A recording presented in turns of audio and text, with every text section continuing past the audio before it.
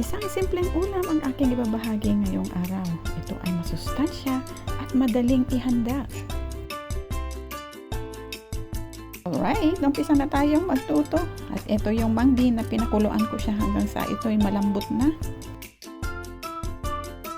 Ayan, igisa ko naman ang kanyang sahog na spare ribs. Ayan, at gisahin ko lamang siya sa bawang, sibuyas at saka ng luya.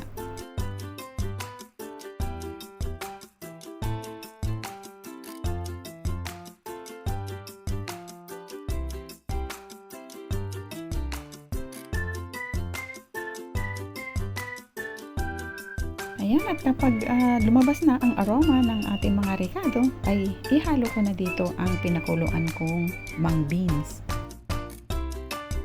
Ayan, at dahil luto na ang mung beans at saka ng sahog niyang spare ribs, ay timplahan ko na siya ng patis.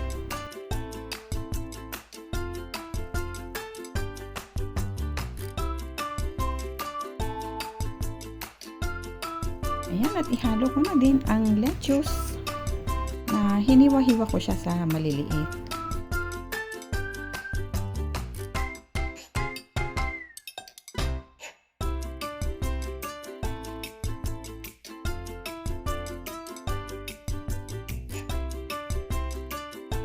Yan, at pakuluan ko lamang siya ng mga 2 o 3 minuto. Upang mapanatili ang crunchiness ng ating lettuce, kaya hindi na natin kailangan pang lutuin ng matagal.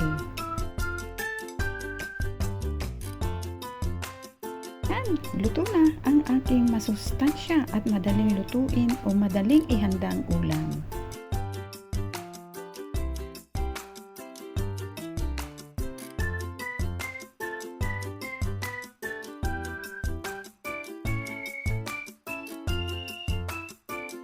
Kain na guys, habang mainit-init pa.